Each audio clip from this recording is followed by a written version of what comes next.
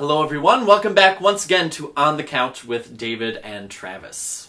So Season 1, Episode 19, Seas of the North, Part 1. Siege of the North. Siege of the North. Yeah, Wait, yeah. What did I say? You said Seas. Hey, it's all the same. Siege the day, Seas, whatever. The important thing is, this is a fantastic episode, I think. I wouldn't go for fantastic, but I would go for overall great. I can't think of a single thing I would change or that I didn't like or that I didn't enjoy this entire I felt like the episode. Sokka plot was just very...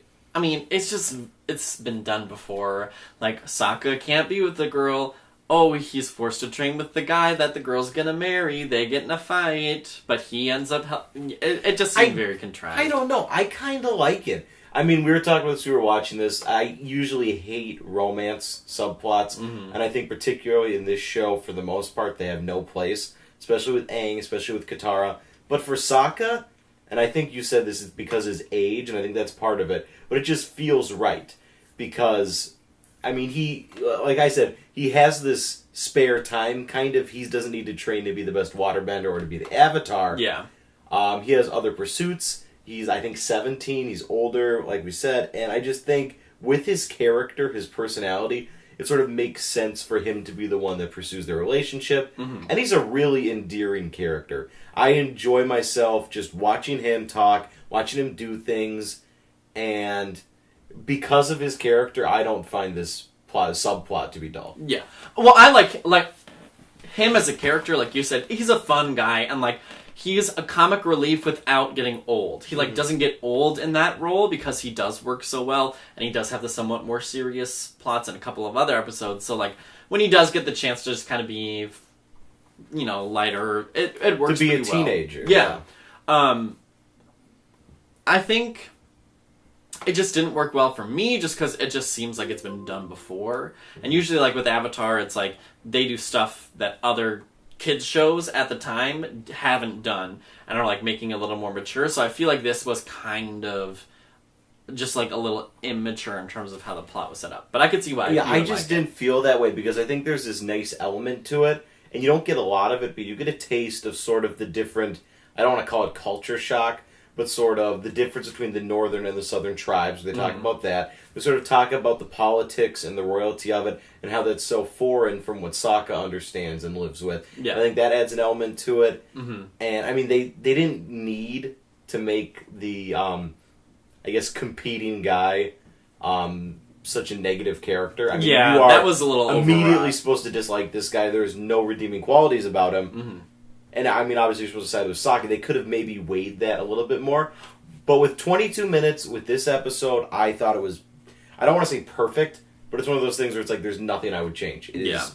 I get why you like it. I think it was really that was the problem. I think for me was that character was just, like, so overtly, like, bad and mean and rude and stupid that it was just, like, kind of, it was just very But even easy. then, that is a fraction of what you're given here. That's maybe 2, 3, 4 minutes of this 22 minutes. Yeah. And what really excels here, and well, I mean, one of the big things that works is this is a fantastic action-oriented episode. There's a lot of action, there's a lot of creative stuff done with it, but the most important thing, I think, to any action is the investment of the audience. And because we care about these characters, you know, Aang, Katara, Sokka, even Zuko, it makes this action 10 times more entertaining. And it works even better because we were given these 18 episodes to learn these three characters, but we were also given that one episode prior, sort of that build-up episode, to learn this area that we're in. We obviously don't know everybody that lives in the Northern Water Tribe, but we know Princess Yue, we know her father, we know several other ones, we like them, we've enjoyed time spent with them, so we have an investment we don't want to see them lose. Yeah. We also know the Fire Nation, we know Zhao, and we know he's the worst, so we don't want to see him win. Yeah. And that investment is what elevates these action scenes. Yes, I agree.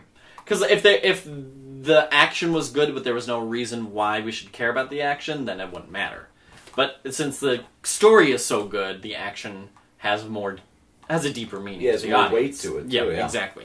It has more gravitas. And you get some nice quick moments too. You get sort of that moment where Uncle is saying goodbye to Zuko, sort of, and they kind of was a really good They kind of moment. do it quick, where it's like, "Oh, my son died." They could have done that a little bit slower, but again, because they're packing so much in, that's the option. They have to keep it quick and fast paced. But that moment is still great as is. We build on that more later. I really like the stuff with Aang. What I liked about this is there's save. I don't remember this exactly about Aang going into the spirit world. I'm assuming we're going to see that next episode, but I liked that we didn't see it at all this episode because now we're guessing where is Aang, what is he doing, what's going on. Yeah. And they had that great imagery with the koi fish doing the yin yang. Those were some great moments. And I think really, like, ending with Zuko and Aang, like Zuko kidnapping Aang, makes so much. It makes perfect sense for this season. It's the perfect cliffhanger for the last episode of the season. Yeah, because I mean, you would be upset if that was the. I mean, maybe not upset, but if that was the season finale, you'd feel a little bit, come on. But because we know we get another episode to see what's going to happen there, it's a great semi-final penultimate. And thematically, episode. It makes so much sense that like those two would end up together. And it's great because obviously we have a whole show here, but what was smart is they built this whole arc for the first season. Zuko wants to get the Avatar. Zhao wants to get the Avatar. And we're sort of seeing the culmination of that, but we still have greater goals in sight. The first season wasn't about Aang trying to stop the Fire Lord before the solstice, because that's got to be the big thing at the end. Yeah. So we have these short-term goals and these long-term goals, and it's satisfying that we're going to get some sort of conclusion on some of this. It makes you feel like we're making real progress. Yeah. And I think that's an important part for sort of longer shows that are very plot-driven, is sometimes I feel like I watch a show and I get to the end of a season and I go, we've made no development, we've made no progress, I just wasted 10 hours of my life. Yeah. And I know that's a very surface level feeling to have. But that's a very surface level thing that you should be able to write well, is a sense of development and an arc over the course of a season. That is a basic TV. The characters should not be at the same place at the beginning of the season as they are at the end. Not in a show like this. Like, if you're doing a comedy, that's one thing. No, this is not. This is a plot-driven show. But this is a plot-driven show, yeah. It's not like a hangout comedy. No. So I mean, even then, it's important to have characters grow and change. Yeah. But it doesn't need to be on such a literal sense. Yeah. And I think there's other small touches here, too. Like, I really like this. And Avatar sometimes falls victims to other shows, other things fall victim to this. But worked here is we have this great fight scene between Katara and Zuko. Mm-hmm.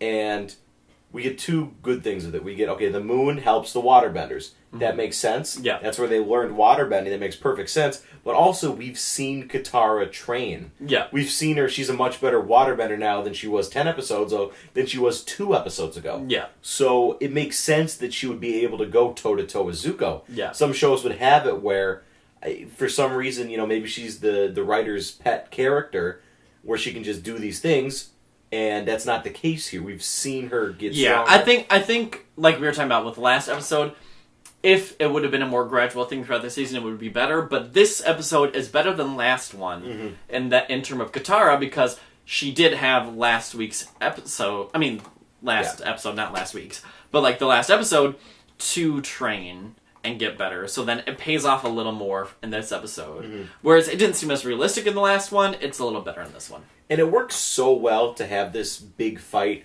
be fire versus water, because that's such a like a primal thing. Fire and water, pure opposites. It works on a physical level, it works on a color level. You get the blues and whites versus the reds and grays and blacks. It works on an elemental level, and you also get the moon and the sun. There's just a lot of ways that what you're watching works. And this is the kind of thing that we're going to see more often in the show, that we're going to see more often in next episode, I think. I don't exactly remember it, or what happens, but these are the things that make a good show. You've got great characters, creative scenes, and big developments, great imagery, great animation. The animation has gone up sky high since episode 1, 2, 3. Yeah. I think going into the final episode of the season, I'm excited, I'm happy, I'm like, this is a good place to end a season. Yes. Like, this is a great place to finish it out. And that's the big thing, is sort of determining what's a good episode ender, what's a good season ender, what's a good show ender. And right now, this is hitting all the right points. Yeah, exactly. In fact, I want to stop talking so we can watch I know, me too. We will see you next time, where we will be finishing the final episode of Season 1. Yeah, it'll probably be a long one, because we'll give our thoughts on the episode, probably as the season of a whole. Yeah. And then maybe, like, what's coming next, what's our plans for the future. Yeah. So, I mean, I don't know if you're watching this looking for any sort of recommendation, but yes, obviously, watch it. You should be invested in the show at this point. And if you aren't, this might not be a show for you. Agreed.